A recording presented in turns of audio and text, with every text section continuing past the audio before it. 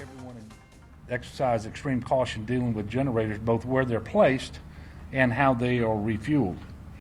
Governor Edwards addressing generator safety after the state's first reported death in the aftermath of Hurricane Delta. Thank you for joining us.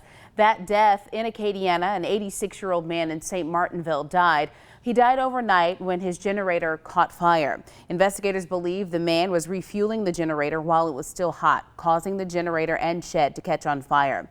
It's believed the homeowner went back into the shed to put out the fire and never made it out. The victim's identity has not yet been released. State Fire Marshal Butch Browning saying carbon monoxide poisoning is the leading cause of death from generators, but the vapors from the gas can cause an explosion while refueling. He asked everyone who's using a generator to check on your neighbor who is without power. And make sure that they're safe and make sure they have a plan to protect themselves with generator usage, a plan to protect themselves with having no power. Many fires are started with candles, and those type of things. So it's a whole host of things that we need to be aware of so we don't have any more tragedy in the tragedy that we've already experienced. With so many relying on generators for power, we can't stress generator safety enough. Remember, never use a generator in your home or garage. Generators should be kept dry and at least 20 feet away from your home.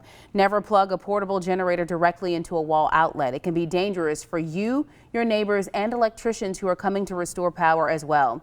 And finally, turn off your generators and then let them cool before you refuel them. Across Acadiana, there are still thousands without power this evening. As of the 1 o'clock update from LUS, they still have over 12,000 customers without power. Slimco reporting this morning they've restored power to over 38,000 homes and businesses with almost 70,000 to go. And Cleco has restored power to 61% of its customers. 51,000 are still being working on. Registration is open for residents in need of blue tarps for their roofs in the aftermath of Hurricane Delta.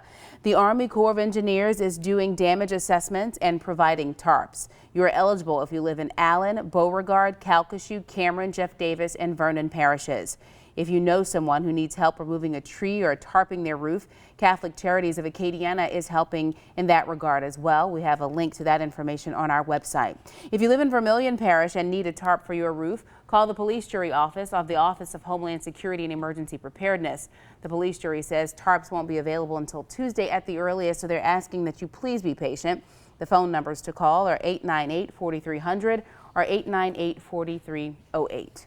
Well, most students in Acadiana will not be going back to school early this week. Here's an updated list of school closures. Acadia, Jeff Davis, and Vermilion parishes will be closed Monday and Tuesday. Iberia, Lafayette, St. Landry, St. Martin, and St. Mary parishes will be closed only tomorrow, which is Monday. And for Calcasieu Parish, schools are closed until further notice as officials are assessing damages. The hope is to have schools reopened by the end of the week. The Super One Food Community Kitchen is serving free hot meals to those in need. Today they were in Lafayette and Breaux Bridge serving breakfast, lunch, and dinner, all with COVID-19 protocols in place. We just wanted to come out and help today. We know this has been a difficult week, especially the last few days for the Lafayette area. So we thought we'd bring our community kitchen out here and feed a free lunch to everybody here in Lafayette today, and then we'll be in other stores in the area for the next 2 or 3 days. And let's update you on that list. Here's a look at it as well. They'll be in locations throughout Acadiana over the next 3 days. You see them listed there with the days and times. They are serving breakfast, lunch, and dinner. You can find this schedule on our website, KATC.com, as well. If you live in Lafayette Parish and have wind or flood damage from Delta, parish government wants to hear from you. Officials say filling out a damage assessment form not only documents the impact of the storm, but also assists the parish in qualifying for future federal funding. You can call and fill out that form. We'll have that number for you on our website, and we have a link posted to the form as well at KATC.com. Lafayette Parish extending its curfew. Broussard, Carencro, Dussault, and Youngsville will be under curfew from 8 until 6 o'clock tomorrow morning. In St. Landry Parish, Grand Coteau has extended its curfew as well until tomorrow morning at 8. Parish-wide curfews will be in effect for Acadia, including all municipalities from dusk until dawn until further notice. And a dusk until dawn curfew is still in effect for Iberia Parish as well. Parts of St. Mary and Vermilion are under curfew until further notice. Well, one of the biggest issues people are talking about right now, and they're seeing out as they're trying to do with the work that's necessary to recover, is drivers not knowing what to do at traffic lights that aren't working. Well, here's what you should do. A traffic signal with a flashing yellow light is treated as a caution light where you pause, look both ways, make sure things are safe, and then proceed. A traffic signal with a flashing red light is treated just like you would a stop sign.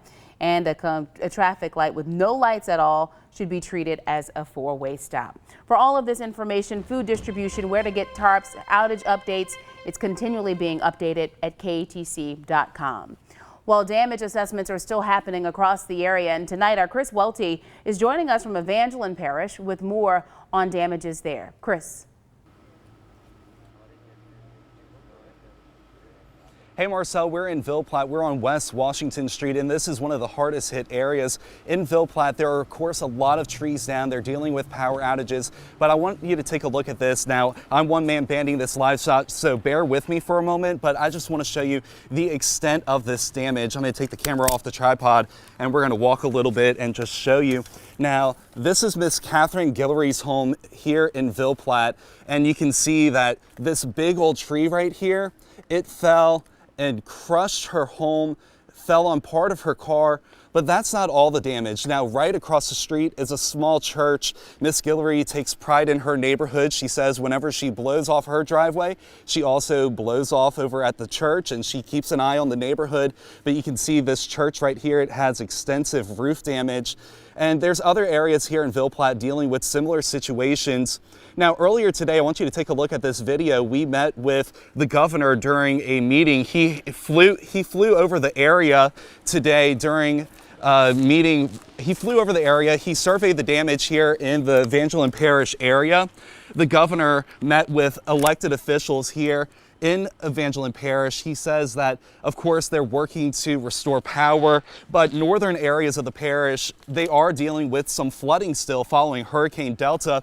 The governor says following Hurricanes Laura and Delta, there are a lot of challenges moving forward. Hear what he had to say. You had impacts from this most recent hurricane. It just is delaying our recovery from the first one, and we don't want that to be delayed. We want to get people's lives right side up again just as quickly as possible, and make sure that we're doing everything that we can to help.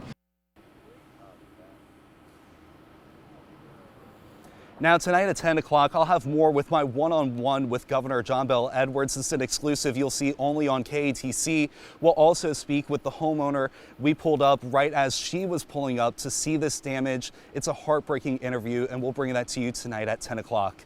Live in Ville Platte, Chris Welty, KATC TV3. Alrighty, thank you, Chris. So many images from Acadiana, all over Acadiana, of damage still coming into us. Let's show you some videos now. This is from Lafayette's Freetown neighborhood. A roof off of a building, part of it landing near Blue Moon Saloon, and the other part landing in someone's yard that was nearby. We continue now onto Lafayette's north side. There we see a tree damaging, a big tree damaging the back part of that building there, falling completely into the building. And a common sight around Acadiana as well, long lines waiting for food. I think we have a video of that as well to show you. These are people waiting in line just to get a bite to eat from this Popeyes. That is happening all over Acadiana as people who are recovering and repairing, wanting something quick to eat. They want something hot. So we've been seeing lots of long lines at services for the fast food and plate lunches as well. Now we go north to Opelousas, where damage is still plentiful there. This is a tree blocking Martin Luther King Jr. Drive near Main Street. That tree is pulling down some power lines, as well as the old Service Builders building. That's on Highway 182, where the front of the structure has been completely ripped off. And this is in Vermilion Parish in the town of Gueydan. Damage there, as we see, we'll flip to that video. That's still Opelousas there. We should have some Vermilion Parish video. Damage in Gueydan is being assessed as it is all across Acadiana. Piles and piles of debris. You can see that no matter where you drive, no matter where you're going, the evidence of Hurricane Delta is being felt all throughout the area.